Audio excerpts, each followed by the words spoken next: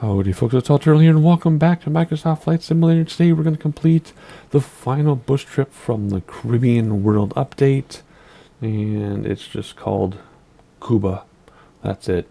I'm recording this so far in advance that by the time you watch this, we should be due for the next set of bush trips in a couple weeks or so. But for me, as I record this, it's going to be like 2 months. So just letting you know in case I make some commentary about having to wait for bush trips. For you, it's like a third of the time that it is for me. So let's get going here. It's just called Cuba. It's not Cuba with some detail like all the other bush trips. It's just Cuba.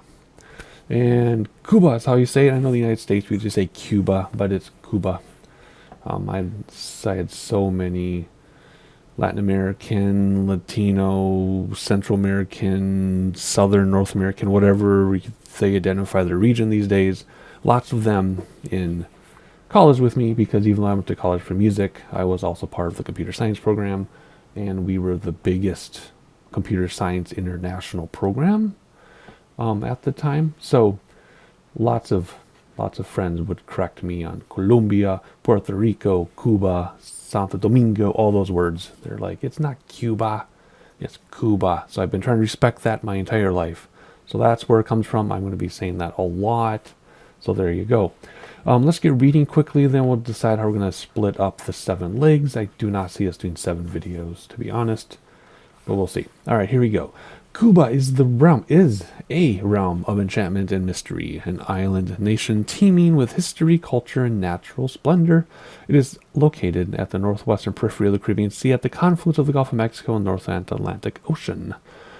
The country includes the island of Cuba and over 4,000 surrounding islands and islets. The main island is the westernmost of the Greater Antilles Archipelago and the West Indies, of which the Greater Antilles is a part, and the largest island in the Caribbean. Measures over 700 miles from its easternmost to westernmost point, and roughly 100 miles north to south at its widest. The majority of Cuba's interior landscape consists of a flat and rolling plains with gentle hills rising above the landscape in its west and southern central regions.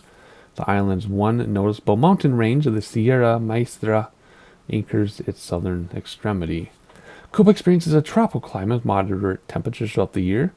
The highest summer daytime temperatures reach low 90s Fahrenheit. You can convert to low 90s to centigrade or whatever they use that word. You say centigrade, but I think it's Celsius. And winter sees nighttime lows in the mid-60s. It has a distinct rainy season spanning from May to October and dry period from November to April. Cuba is located along a corridor that hurricanes frequently traverse and have historically impacted the area in September and October. So if you want to go there on vacation in September and October, it's probably less expensive. Cuba is renowned for its variegated, what is that? Culture. These get written in another language, they get translated, and they choose synonyms that are just fantastic. It's always been that way. The Cubani, Guanahabati, and Taino people are its earliest known inhabitants. Italian explorer Christopher Columbus landed on the shores in 1492 when he sailed the ocean blue with Santa Marina and Pinta, I don't remember the names of the boats, naming it Isla Juana. Spain quickly colonized the area, eventually naming it Cuba. Cities, towns, and agriculture developed in the ensuing years, and the country experienced a series of wars and tumultuous political upheavals. The Cuban Revolution, 53 to 59, is one of modern history's most noticeable and culminated in the government that rules the country to this day. Culturally, the nation is composed of people with Caribbean, Native American, and European descent. Today, Cuba is a vibrant land of colonial towns and cities set amid tapestries of natural beauty and agricultural expanses. This is why I do not read audiobooks for a living. This bush trip explores all the wonders that Cuba has to offer, including its coasts, inland plains, and uplands, villages, towns, and cities. It begins on the southern eastern extremity and traverses the island's midsection and southern coastline before drawing to a close at its fabled capital, Havana. I know we say Havana, but in Spanish it would be Havana, right? Something like that. Otherwise, 3 hours it says, so it'll take us about 10. Splitting up these legs, I think, oh boy, that's the longest. I think what we'll do is the first video would just be the first leg because it's longer with introduction and explaining how bush trips work, because not everybody watches every bush trip. So the first video, I'm a little or a lot wordier than the other videos of a series. So we'll have one video for this, and I think we'll do 2 for the rest. So yeah, 4 videos I think for the series. Not too bad. All right, long enough introduction. Let's get going. I guess if you want to see what the map looks like for this bush trip, there it is right in front of you. From the lower right to the upper left, right through the middle, and over the big mountain in the middle too. All right, we're starting outside to look around just before we take off. I'm assuming real world weather is turned on just by the haze and everything. And like all the other bush trips with live weather, you can always turn it off to something more flyable and reasonable. We have had several bush trips that have live weather, but it's been too windy, too cloudy, etc., for a small VFR aircraft. So it's not cheating, it's just making the weather usable, because normally the bush trips have preset weather, but they've been sticking live weather in there for some reason for the past half dozen or so. So anyway, that's looking at Cuba from the corner here towards the rest of the island. Ooh, I see some rolling clouds in the background and some mountainous areas back here. Okay, cool. We'll talk more about that as we go. Let's hop inside. Let's see what weather is. I'm guessing it's live weather. It is. So do we have a MEDAR for this airport? We don't. So what we can do is we can pull up the VFR map and check out the weather that the sim is portraying. Right here, there we go. Live weather is 11 knots from 120 degrees. 11 knots isn't terrible. That's fine in this aircraft. We should be okay. We've had worse. How do you know which runway we want to use? Well, take off the 0, so that's 12. Which runway is closest to 12? Well, runway 10 is, because it's only 2 numbers off, right? Or that would be 7, for example.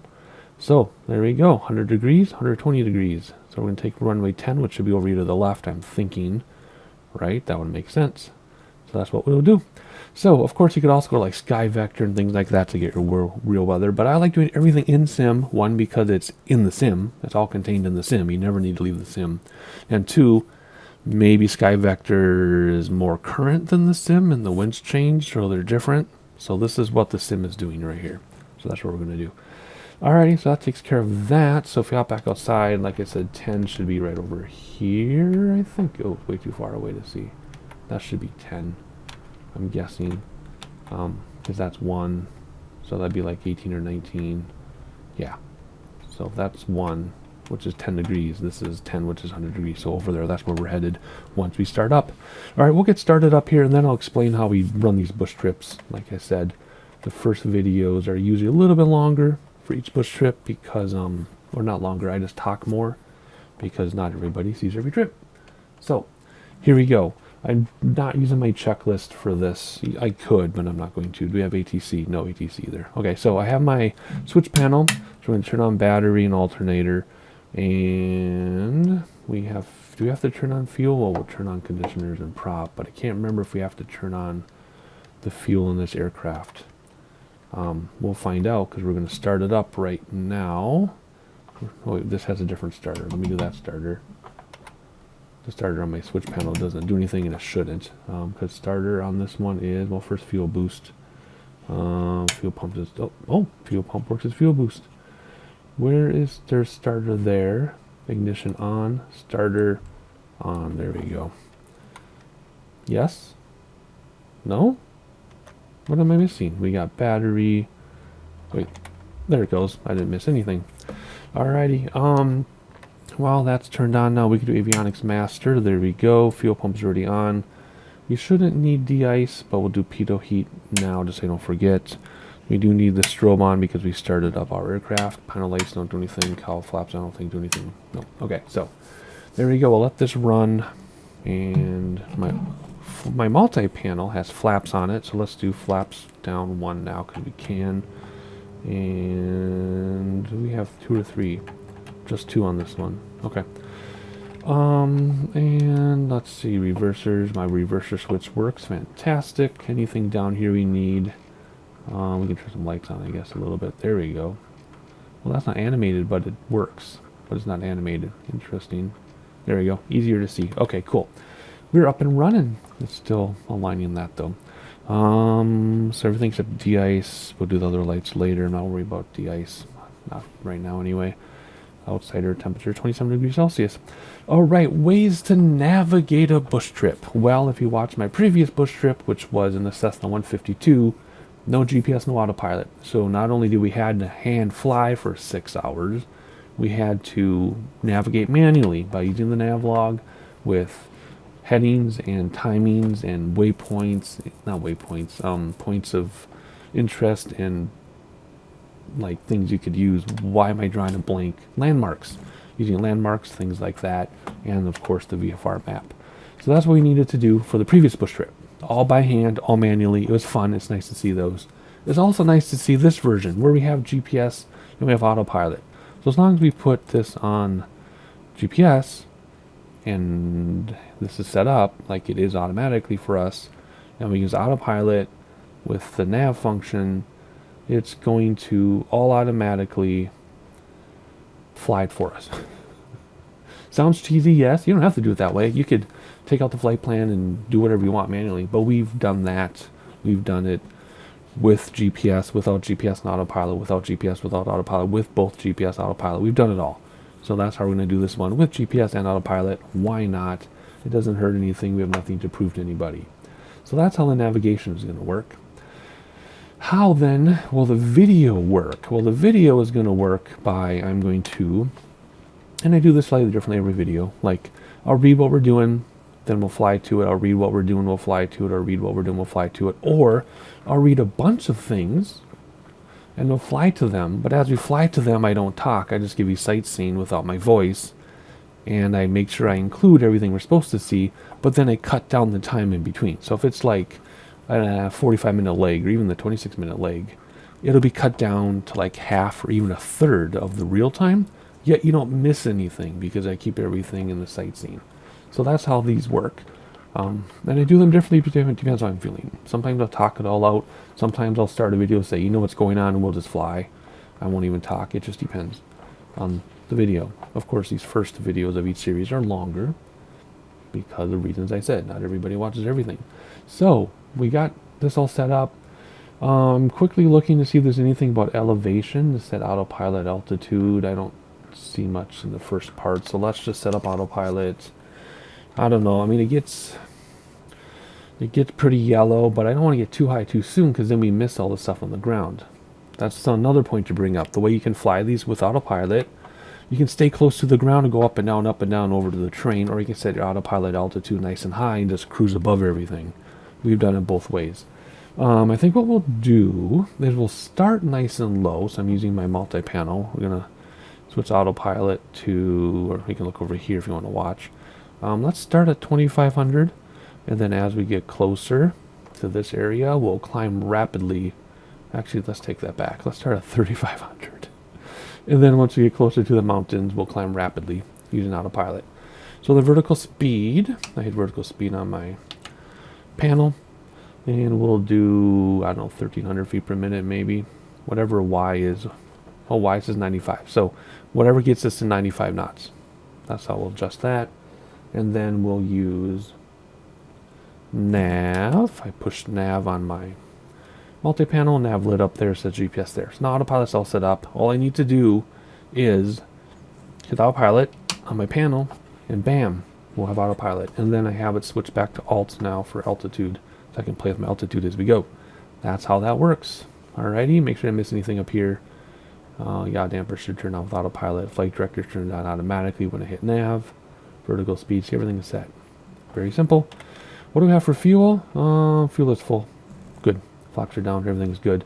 Wind, it'll come up soon. We're not going to use the timer. So there you go. So now we're just going to simply taxi out. So let's turn our taxi lights on and take out parking brake. Then we're going to taxi over to runway 10 as we clip that person in the head. Pretty typical. And we'll see how this goes. Let me turn on my personal volume. It's very loud. And then we'll read about what we're doing. Okay, I have directional braking turned on my yoke, if I can remember how it works. Okay, it works. I've got buttons left and right for not directional. What am I trying to say? What word am I trying to use? Differential braking. And Secret Service better watch out. I don't think this is a taxiway, but we're making it one. And we don't need a full runway takeoff. This is STOL, so takeoff landing. So we don't need much space at all to take off. So we're just gonna come out here. Come on. Using differential braking, but it's not really working because the wind is doing stuff to us. And why is it grainy under the wing? That's weird. Is this enough runway? Oh goodness, yes. More than enough. So let's turn on our landing lights, taxi lights off, all other lights on. I'll turn on de-ice just because it feels good to flip the switches. So everything is on my switch panel now, except for landing lights because we have, or taxi lights because we have landing lights. So let's see here. We should have read about this first, I guess, because it's only a minute away. Sometimes I'll read once we take off, but it's only a minute. So Santiago de Cuba, after lifting off, set a course to the north, flying away from the Caribbean coastline, gain a visual on Santiago de Cuba Bay, Bahia de Santiago de Cuba, and follows the eastern shoreline. You can read the rest of this or else I'm going to lose my voice. So that's only a minute away. So if we look over here, that's right there. Bam, right away. So then, whoops, let's zoom that out a little bit. After that, 4 minutes out, Jota Blanca Reservoir, turn to the northwest course over Santiago de Cuba and sight the Parada Reservoir, Embalse Parada, to large earthen dam. So we'll look for a dam over here. Okay, you can read the rest of that if you want to pause it. And then after we get to there, we'll read about the next stuff together. I don't get too far ahead quite yet. And I think we're on our way. I just had to help my kid with something for like half an hour, so I don't remember where we're at, but we're spooling up. I know the parking brake's engaged is on purpose. There we go. So we can take off as quickly as possible. And then we'll engage autopilot, and we're looking for... Whoops, I'm trying to steer like a steering wheel in the car. How embarrassing. What are we looking for? I can't remember. Ready to rotate. There we go. Boom. Brakes is off the wheels. Gears fixed. Flaps coming up. We'll engage autopilot in just a second here once we get down to the runway. Oh yeah, we're looking for the city, and then we're looking for a dam reservoir, and then we'll read about the next thing when we get there. So I think I explained everything, how the bush trips work, the sightseeing works, etc., etc. And we're almost out of the runway. Let's engage autopilot, and here we go. Perfect, simple as that.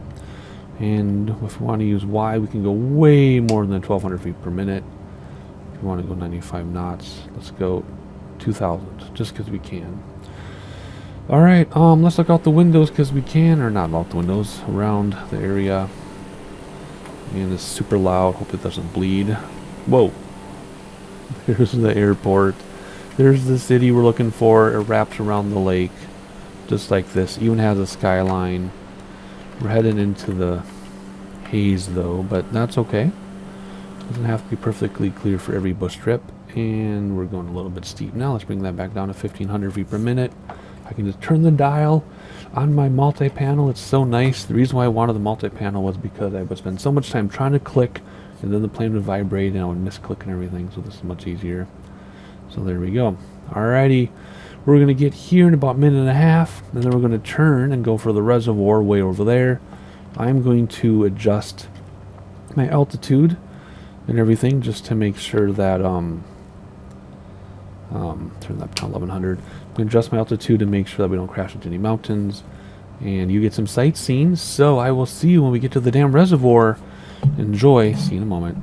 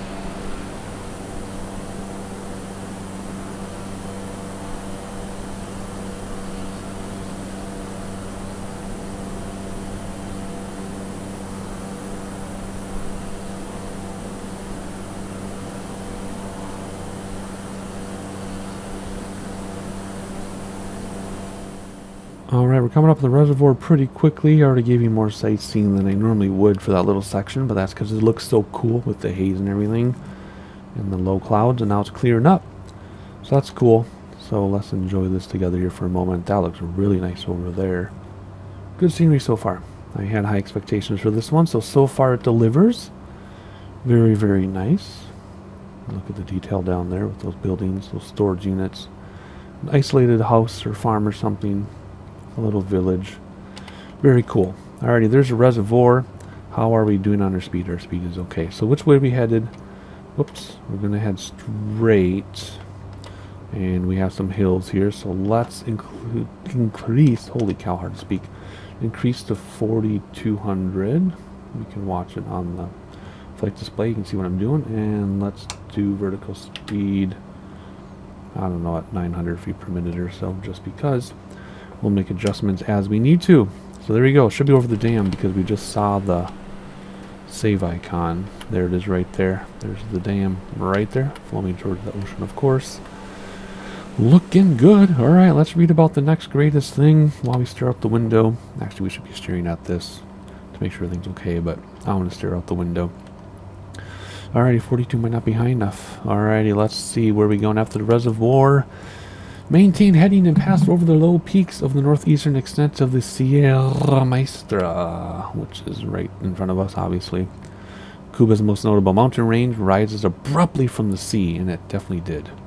The highest point is 6,400 feet, which is probably right there, but we're not going to go that far, so I do not need to go that high. Continue on course and pass over the midline of the reservoir, which... well, it's another reservoir because I skipped a sentence. Pass over of the Céspedes Reservoir. The Embalse Carlos Manuel de Céspedes. So there we go. We're going to fly over the reservoir up there. And then terrain gets lower, so perhaps we will lower our altitude maybe? We'll see. After that, we're looking for Huani. Pass over the western arm of the Carlos Manuel de Céspedes Reservoir and gain a visual in the distance of Carretera Centro de Cuba, the central highway of Cuba, which looks like that.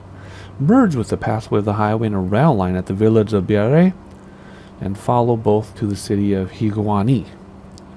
I think that's how you say that. Alrighty, cool. So we're looking for the reservoir, which is right here already. And then after that, a highway that will take us to a city. And let's keep reading here. After that, we're going to turn due west and follow the central highway, but staying to its north. Continue on course to the city of Bayamo, the capital of Granma Providence, Granma. Bayamo was founded in 1513 as one of the oldest population centers in Cuba and all of the Western Hemisphere. So reservoir, 2 cities, and then we'll come back and read the final 2 things. So enjoy some more sightseeing. Hopefully I don't give you too much sightseeing because then the video gets too long. But enjoy. So we're going to pass reservoir and 2 cities, and I'll see you in a little bit.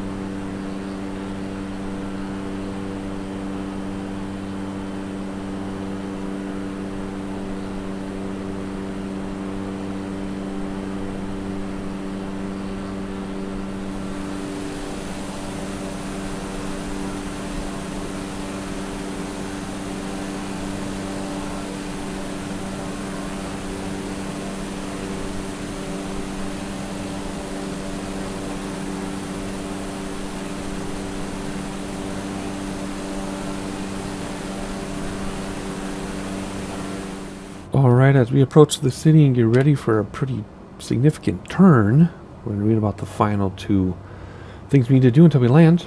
So let's look out the window while we read. And scroll down here to Cuatro Cristo. Turn onto a northeast heading and head over Bayamo, which is right here. Parallel the central highway to this village of Cuatro Cristo, which, am I adding an R? Cuatro Cristo, which lies on the river. River Cuatro originates in the Sierra Maestra and runs for 231 miles to the Caribbean Sea at the port city of Manzanillo in southern Cuba. Oh, we're not going to be able to look at the city out the window. I guess we go like this. So after we get to that village, we're going to go for a few more minutes here to Paìs. Continue on course following the Central, and land at Paìs Airport, which serves the city of Holguín, I think. The airport is historically significant in Cuba, as it was one of the stops in the nation's first airmail route, which ran from Havana to Santiago de Cuba. Alright, there we go. So we're going to head straight for a little bit, and there's a village by the water, which is right there. Should be pretty straightforward to find. And then after that is a slightly bigger city to land at before we continue. But we'll continue after we land in the next video. So after we land, or even now, make sure you subscribe, notifications turned on so you know when legs 2 and 3 go live, because this video will end and when we land at this leg. And then hit the like button so people know we exist. I don't think anybody else is doing every single bush trip on YouTube. So there you go. Like button, play the algorithm game. But back to the video, back to the flight, checking out just some details. People say it's a flight simulator, not a sightseeing simulator, but it's both. I do the flight simulator in order to sightsee, so there you go. It's both. There's a central highway in the village. Where's the water? Village is up here somewhere. So, some more sightseeing. You'll see the village, and I'll get back with you when it's time to approach the airport. We're going to have to get new weather and everything and see what's going on and decide how we're going to approach, and that's when I'll talk to you again in just a moment.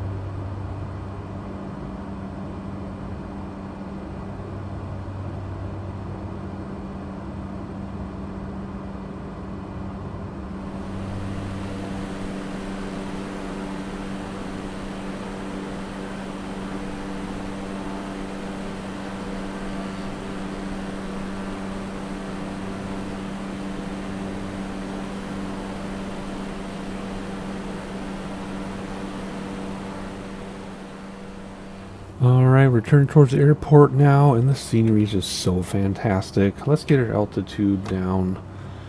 Well, actually first, before we do that, let's just set it here to 2800, but not do anything yet. Let's get our airport information from the VFR map and see what's happening. So, zoom out please, thank you. And where is this thing? No, it is Hotel Golf, so further right here. Okay, Hotel Golf.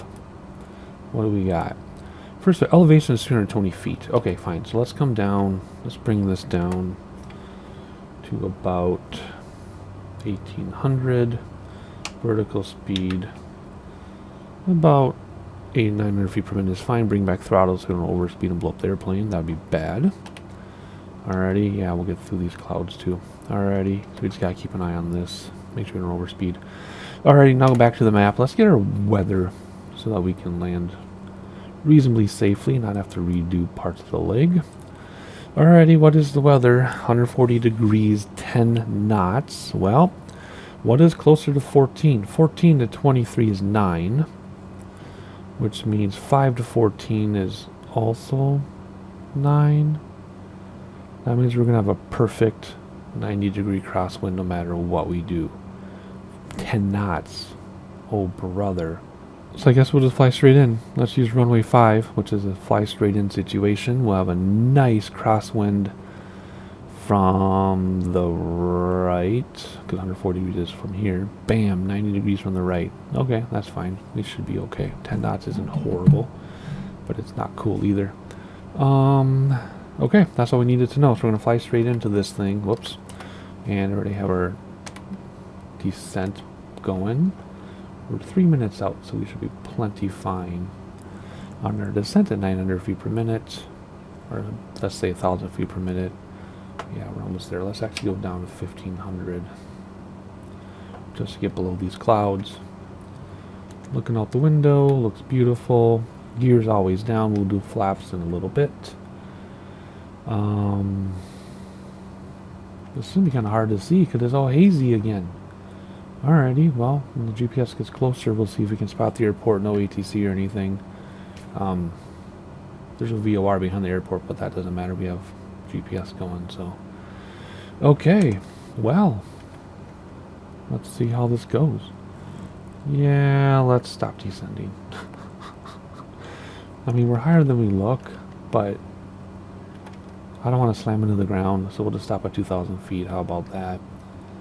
And then once we get closer and the train drops from us, we'll drop as well. But we're getting a little too close to comfort here for me. So I'm going to keep an eye on the vitals. And as soon as we see an airport, we'll land. Wait, I see it right now. It's right here.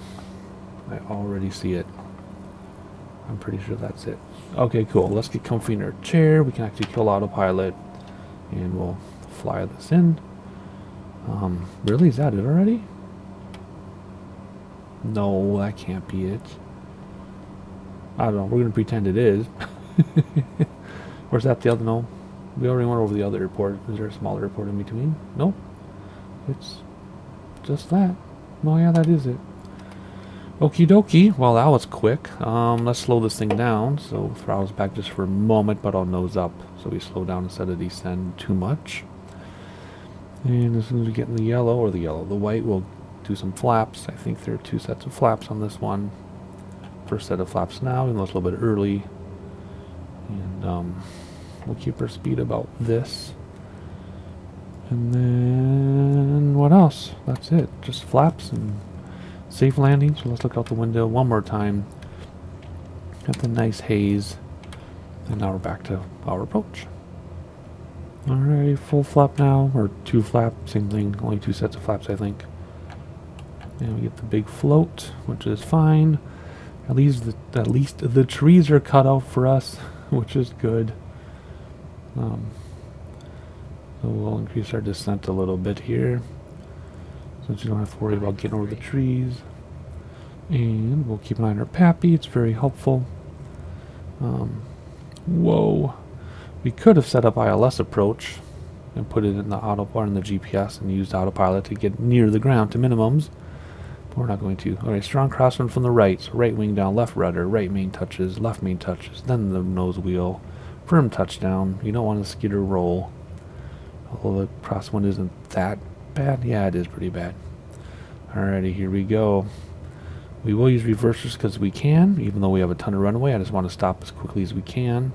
Whoa, nice gust or something there. Alright, here we go. And we're down. And reroll. Shoot. Oh my gosh, I'll tell you what happened in a second here. Nope, I'll tell you what happened in a second. I'll tell you what. So, oh my gosh. So I went to do reversers, right? But instead, I did forward. And then I did reversers, so it took off again. So that was dumb. That was going to be an amazing landing.